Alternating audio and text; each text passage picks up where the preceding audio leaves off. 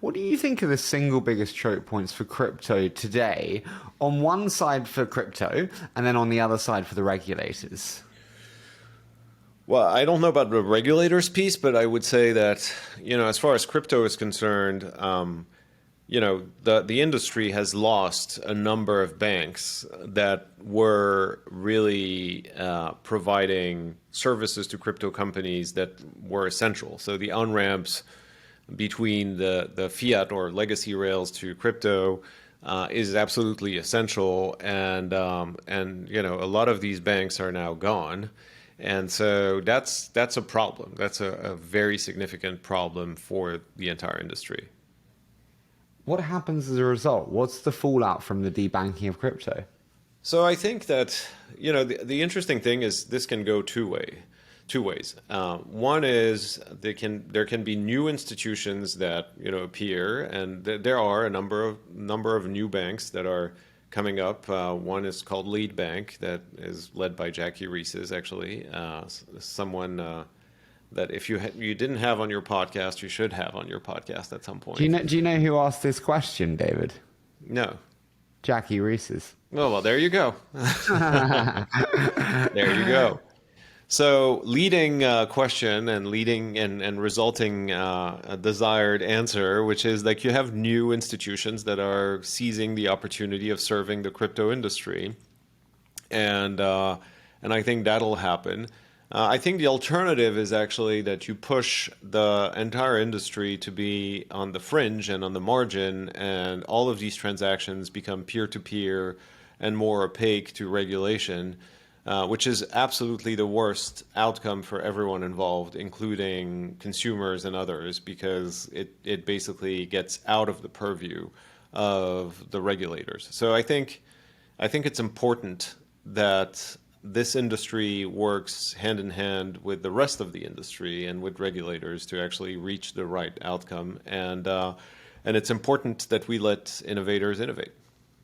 I mean, that was kind of my point there. When you look at Coinbase receiving notice from the SEC, and all they've done brilliantly to be partners to the SEC and collaborate, why would you bother if you're an entrepreneur? Why not go to the outskirts, do an FTX bluntly? Is there a benefit to holding hands with regulators anymore?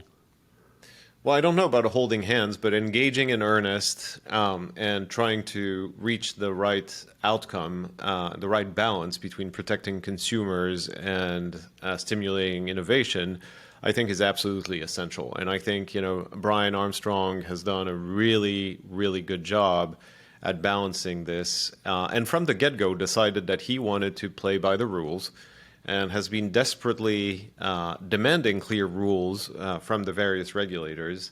And, certainly I think over the long run, if you're playing the long game, that's the only way.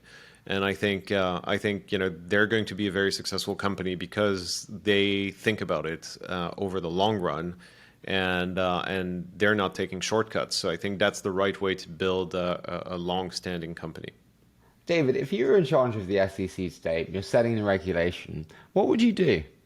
Well, I think that the clarity is the most important thing. You need to give clear rules so that companies that are playing in the industry know exactly what is okay and what is not okay. And right now, basically, it's regulation by enforcement, and it doesn't help because there's just not a clear rule set of what is okay and what is not. So I think that's the first and biggest priority here. Do you think they're close to providing clarity? Do you think we will see that? I certainly hope so, but if we're staying on our current path, I don't think it will happen soon. But I hope that the entire industry gets a lot of clarity. I think there are interesting things happening on the legislative side. So notably, the House Financial Services Committee is working on a number of proposed bills that I think would clarify a little bit of the murky waters that we're in right now.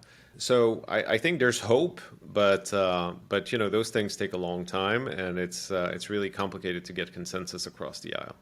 Can I ask, what worries you most for the next 1 to 3 years when you project forward in terms of kind of the crypto industry that you operate in? Well, I don't think about it that way. I think that what let me turn the question a little bit. I think what I'm enthusiastic about in our space is actually the fact that we have basically gone out of that speculative phase where it was really easy for anyone to create a token out of thin air and go for these get rich quick schemes, right? I think we're done with that, or almost done with that, and I think that's why you see a lot more innovation coming back to Bitcoin as well, because people have come to realize that actually building real products that solve real people's problems is the way to leverage the technology and build something of value versus taking a shortcut and listing a token and dumping it on the public retail market. So I'm actually really enthusiastic that we're in this new phase. And I think a lot of really good innovation and products will come out in the next few years. Speaking of kind of great products that come out in the next few years, who do you think will be the winners and who do you think will be the losers in the next wave of crypto?